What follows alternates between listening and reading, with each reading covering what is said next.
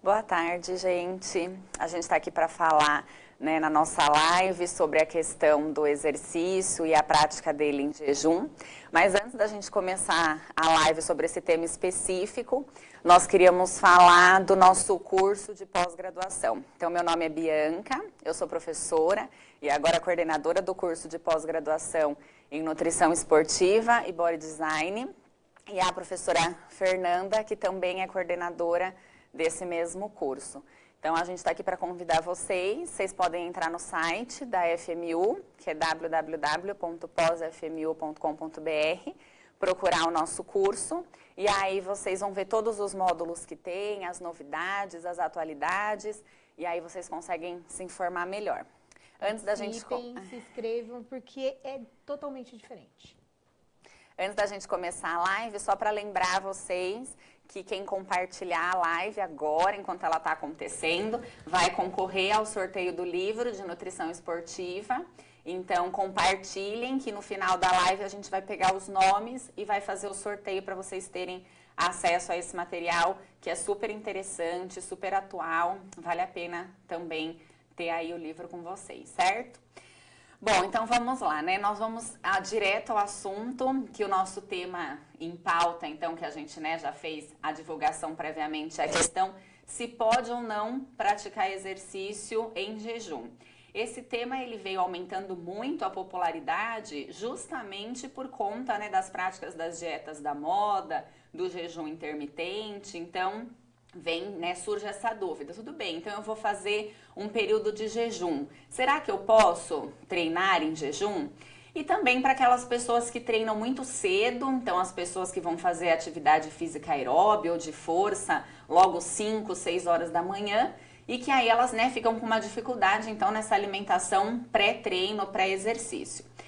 Bom, a primeira coisa que a gente quer deixar claro, que a gente conversou antes de entrar na live, é que as nossas considerações hoje são para as pessoas saudáveis.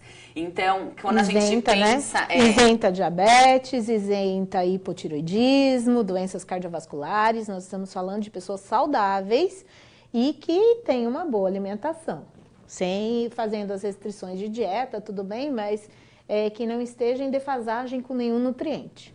Que não, porque isso é uma coisa importante, né, Fê? As pessoas, muitas vezes, elas entram em dieta e aí elas acabam não fazendo uma dieta, mas muitas vezes causando um quadro de desnutrição, porque deixa de ingerir várias vitaminas, micronutrientes que são essenciais, e aí a gente tá falando, então, de uma pessoa que ela tá ok, que ela tá saudável, não tem uma doença diagnosticada, identificada, porque aí cada doença é uma população específica e necessita de considerações específicas. Então, pode ser que a gente aborde isso em outras lives, né? E como, eu estou de dieta, então está carencial algum nutriente? Está repondo. Então, você previamente já se planejou para repor uma vitamina, um mineral, mesmo que a sua dieta em questão não esteja fornecendo, mas está repondo. Então, estamos falando de pessoas que estão fisiologicamente ok. Bom, então vamos lá. É assim, diretamente, pode fazer exercício em jejum? Pode. Então, né, a gente estava até conversando, a gente dá aula há mais de 10 anos e antigamente nas nossas aulas nós mesmos éramos contra falar essa coisa do exercício em jejum. Hoje a gente já tem vários artigos, isso a gente está falando de artigo 2016, 2017, que mostram que pode sim fazer exercício em jejum, que não tem nenhum problema fisiologicamente falando. O corpo se adapta. Então, há uma adaptação a essa falta de alimento por um período, a ter feito o jejum e praticar atividade física. Os primeiros dias podem ser um pouco diferentes da rotina de quando você se alimenta. Então, pode surgir uma cefaleia, uma dor de cabeça, pode surgir um mal-estar. Mas se você hoje faz atividade em jejum e amanhã, porque se sentir um pouquinho diferente, se alimentar, seu corpo nunca vai se adaptar. Então, você deve proceder da seguinte forma: ou é alimentado ou é em jejum. Não dá para ficar oscilando. Então, uma das dúvidas comuns, Fê, é assim, tudo bem, mas eu vou fazer o meu treinamento em jejum, vou fazer o exercício em jejum. Se eu treinar em jejum, eu não vou catabolizar, eu não vou perder toda a minha massa muscular.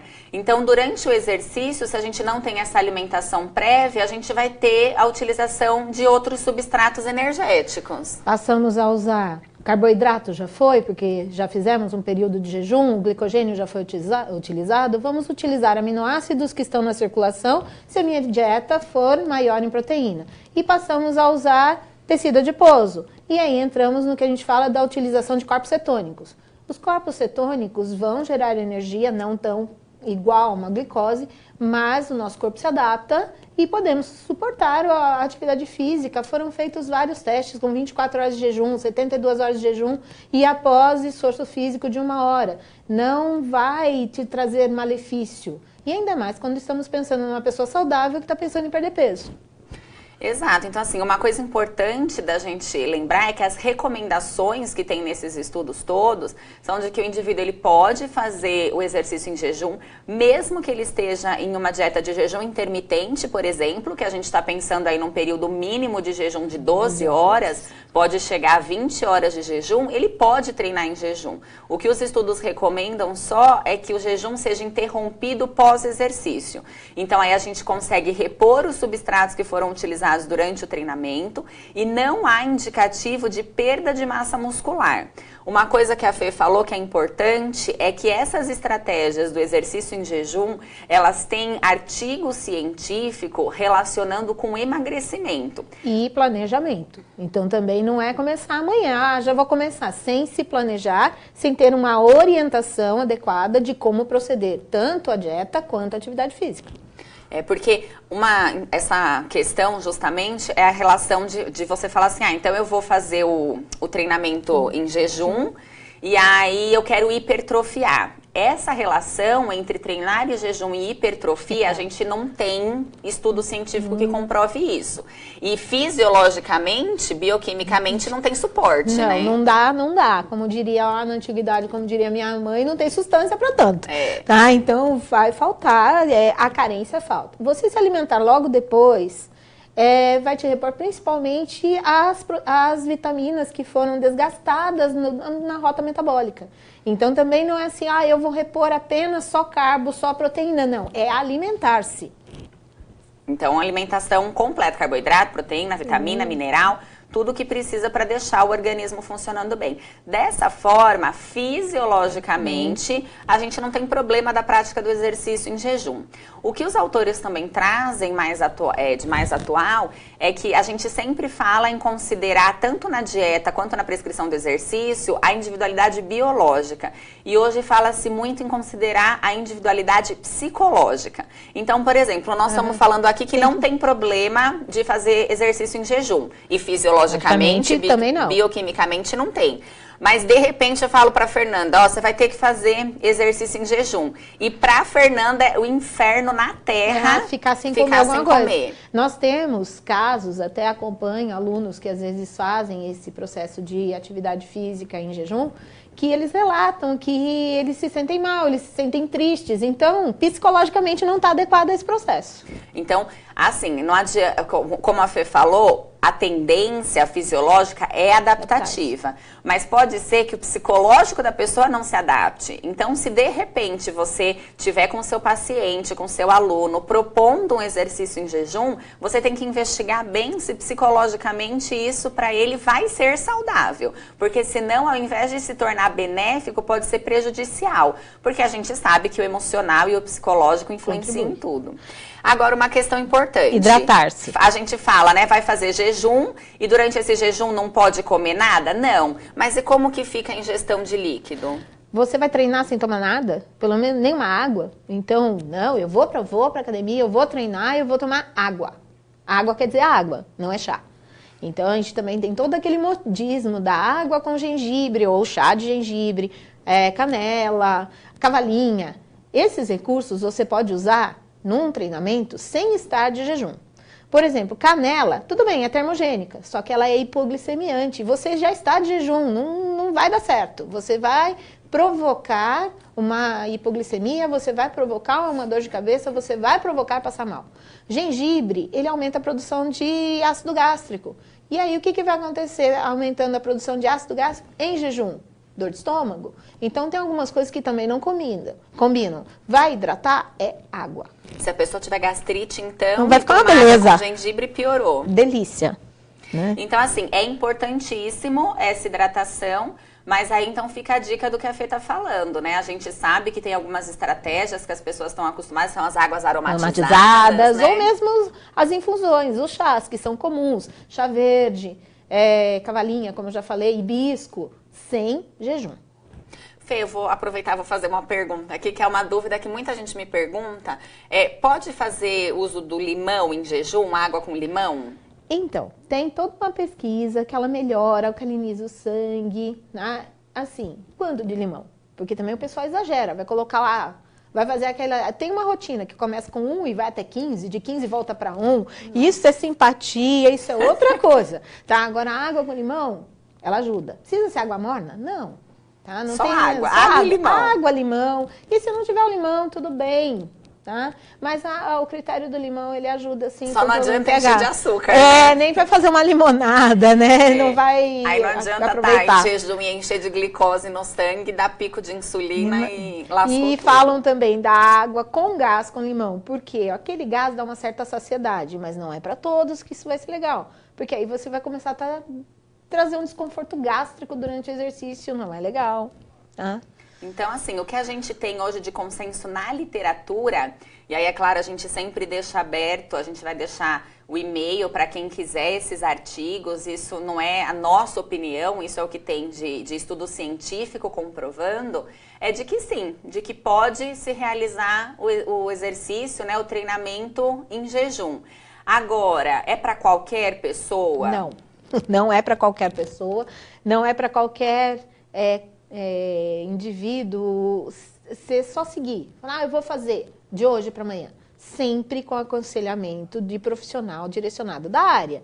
É o nutricionista, é o profissional da educação física. Então, não podemos, assim, da noite para o dia falar, hoje, vou começar sem uma orientação. Você precisa definir que tipo de exercício é.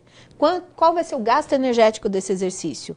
Como está o meu aporte energético antes de praticar atividade física? E uma coisa assim que é bacana é que quando a gente pensa nessas práticas, muitas vezes você fala assim, eu não estou fazendo a dieta do jejum intermitente, por exemplo, que é esse jejum prolongado. Mas eu não consigo, eu não me sinto bem treinar alimentada de manhã, porque muita gente tem desconforto, né? Se fizer o treinamento alimentado, né? Pode ter uma característica de refluxo, então tem gente que realmente não se sente bem. Uma das estratégias que a literatura propõe é que a última refeição do dia anterior tenha o aporte energético suficiente para dar conta dessa demanda metabólica. Né? Mas por que as pessoas passam mal? Porque tem aquela ideia antiga que eu tenho que me encher de carbo antes da atividade física. Que é uma ideia antiga, né? Então vamos deixar claro que a gente tem atualizações, que a gente sofre com isso, porque a gente aprendeu diferente. É meio psicológico esse sofrimento. A gente ensinou diferente. E hoje a gente tem que reensinar, porque tudo muda. A gente tem que seguir a linha do moderno, não é ficar lá no passado pregando coisas que já foram. Exatamente. Então, a coisa é mais, assim, atualizada. E dentro dessa atualização, só para a gente já encerrando e aí poder abrir para as perguntas, a gente tem essa questão assim, tudo bem, pode fazer, mas com certeza vai perder rendimento. E o que a gente tem nos estudos é que não, é que esse rendimento, ele pode ser igual ou maior no estado de jejum do que no estado alimentado. Obviamente, entra a característica psicológica. E fisiológica e genética de cada um. Então, eu preciso ver como que o meu corpo se adapta metabolicamente a isso. Então, eu não tenho que me comparar ao amigo que está fazendo isso e como ele está desenvolvendo a atividade física dele. Então, emocionalmente, psicologicamente, como a gente fala, e fisiologicamente, geneticamente, cada um é cada um.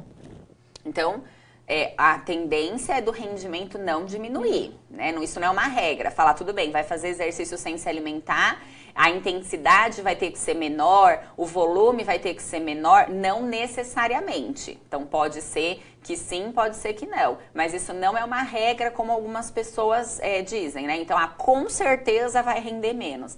Não, o rendimento pode muitas vezes ser maior, porque justamente tem pessoas que se tiverem uma alimentação, mesmo que adequada, mesmo que com bastante tempo de antecedência, pré-treino, durante o treinamento tem desconforto gástrico, tem refluxo, tem mal-estar, e aí o exercício acaba rendendo menos. E assim, pense que também a suplementação, sem ser alimentação, mas o aporte de suplementação, ele é individualizado. Então, para algumas pessoas, eu tenho que calcular e orientar o que usar antes, lá antes de começar o meu jejum, e imediatamente após a atividade física. Então, não é padrão o que o meu amigo usa. O que é padrão é o que o meu corpo precisa. Então, é por isso que é importante, né, saber ter os exames de sangue sempre em dia, saber como que está a composição corporal, fazer um cálculo de taxa metabólica, para que a gente possa ter, então, essa individualização. Mas essa coisa de não pode treinar em jejum... Já não é mais radical. Não é. Não é. A literatura mostra que pode. Que pode. Considerando tudo isso que a gente falou, pode. A conclusão é que pode. Claro que vai ter que ter todas essas considerações, porque não é tão simples assim. Mas é algo que precisa ser, assim, né, desmistificado. Quebrar esse paradigma, que é um paradigma antigo e que os estudos atuais, até por conta das estratégias de jejum intermitente, já não suportam mais. São muitas dietas diferenciadas, dietas da moda diferenciada. Então, não adianta eu fazer uma dieta diferenciada e manter uma atividade física antiga. Então eu tenho que me adaptar, é um casamento. É um casamento. Então é isso. Então a nossa live de hoje era para poder, na verdade, colocar uma pulguinha mais atrás da orelha. Leiam mais, pesquisem mais, busquem atualidade. Que é importantíssimo, né? A gente ir sempre renovando o conhecimento, porque essa área de exercício, nutrição, essa coisa de performance, estética, é uma coisa que muda o tempo todo. Então, apesar da fisiologia básica ser sempre a mesma, as mudanças no ambiente, as mudanças nas estratégias... A adaptação metabólica é muito intensa. O nosso corpo se adapta, porque nosso corpo não é o mesmo de 10 anos atrás. No geral, houve uma adaptação metabólica por conta de mudanças radicais que sofremos nesses anos. Então, a gente tem que abrir a mente e ver que as coisas mudam e pesquisar sobre isso e mostrar o que há de melhor. Que é até a nossa intenção com a nossa pós-graduação, né? Então, a gente fez uma pós-graduação agora pensando nisso. O que tem de atual? O que tem de diferente em relação... O que é feito lá fora também. Eu não tenho que ver só o que é feito aqui. O que é moderno fora? Que tipo de atividade física é feita agora? Como a nutrição e a atividade física casam? Porque os dois profissionais têm que estar casados. Alinhados, né? Para conseguir o resultado. Só um ou só outro, a gente sabe que é muito mais difícil atingir esse resultado. Temos perguntas? Tem uma. O chá de hibisco é eficaz? O chá de hibisco é eficaz para quê? Para perda de peso? Diurético. Diurético. Que é a fama dele, ele né? é diurético por si só. Existe um estudo que mostra que ele inibe, né, uma enzima da síntese de lipídios. Então, diminuiria a síntese de lipídio. Mas esse estudo foi feito em animais e não em humanos. Por ser diurético, não exagere, porque ele também é laxativo. Então, ele dá uma desinchada. Tem linhas que mostram essa inibição? Tem, mas os estudos são poucos ainda para eu pegar e falar assim, olha, o chá de hibisco vai te emagrecer. Não, ele é extremamente antioxidante. Então, um dos benefícios maiores é a ação antioxidante do hibisco. E tem uma quantidade certa que precisa tomar por dia? Então, é outra pergunta, né? Não são baldes, né? Então, a gente prega que o hibisco, ele vai mais ou menos na linha de uso do chá verde. Até 4 xícaras de 150, porque xícara de chá é de 150, infusão 150 ml, não é balde. Depende, né? Cada xícara tem umas que usam caneca da avó, aquelas canecas assim. Então, 150, 600 ml. Enfim, então já vamos aproveitar uma coisa. que é uma coisa que as pessoas às vezes falam assim, proteína, se eu comer proteína em excesso, não tem problema, porque proteína não vira gordura. Então eu posso comer mesmo que esteja em excesso, que proteína não me engorda, é isso mesmo? Nossa, que bonito quem fez isso. Ia ser bom. Ia ser ótimo, porque, nossa, ia viver só de proteína. Não é? Isso também, vale a pena falar, que também não vale a pena viver só de whey. Comida é importante. Comida é importante, tá?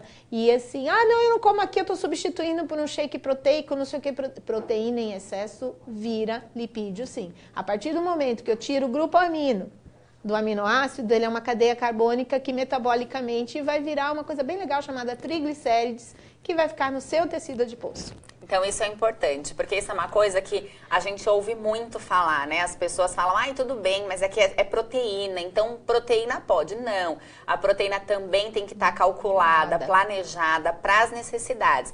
A gente tem, sim, dietas de low carb, em que a predominância da dieta é proteína. Mas e o não low significa carb, que é à vontade. Mas low carb tem duas linhas, porque tem o low carb mesmo, ele é muito mais gordura, lipídio, do que proteína. Então, a tua energia ela é mais tirada da base cetônica. E assim, tomem cuidado. Eu comecei a perder peso, ficou legal. O começo ele é legal, depois cadeia carbônica não utilizada vira gordura. Então, tudo tem que estar calculadinho, equilibradinho para a gente conseguir os resultados, então, né, de estética principalmente, que é o que a maior parte do tempo hoje se fala. E lógico, né, controlando ingestão alimentar, fazendo atividade física. Ingestão hídrica, aporte de vitaminas e minerais. Se não na alimentação, porque você está numa dieta restrita, suplementação de vitaminas e minerais. Porque não dá. Todo metabolismo depende de vitaminas e minerais. Então não dá para comer só frango e batata doce. Ou arroz integral. Vai ter que comer coisa diferente. Né? Uns verdinhos, uns laranjinhas, vermelhos. Umas frutinhas. Eu não entendo por que não come salada. E por que fruta não pode comer, né? Porque frutose mata. Hoje frutose mata. Tá bom. Difícil. Tá. Mas a gente vai se planejar pra gente fazer mais lives. Então vocês também podem mandar nos comentários temas que vocês têm curiosidade, para que a gente traga essas conversas, para que a gente se mantenha o mais atualizado possível e sempre em contato com vocês para esclarecer as dúvidas, que esse é o nosso objetivo. Então a gente não quer de forma nenhuma polemizar. Tudo que a gente está falando tem embasamento científico. Tem literatura. Vocês vão ver muitas duas agora juntas, né? Que a gente está numa jornada da pós juntas. E aí aproveita o conhecimento das duas. O que vocês quiserem, a gente vai desenvolver. E a gente aprende também o que vocês tiverem de dúvida, a gente aprende para esclarecer, não tem problema nenhum. E agora vamos fazer o sorteio, então, do livro? Vamos lá. Vamos ver. Vai que é uma aluna, já pensou? Daiane Aniele. Daiane Aniele. E aí a gente entra em contato, então, para ver como que você vai retirar o livro, como que a gente entrega.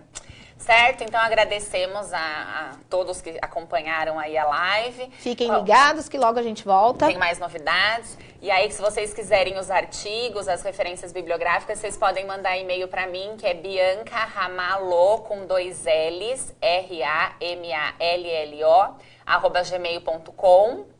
Ou Nanda Galante com @gmail.com. A gente aguarda as dúvidas, as curiosidades e esperem que a gente volta logo com novidades. Obrigada, gente. Tchau.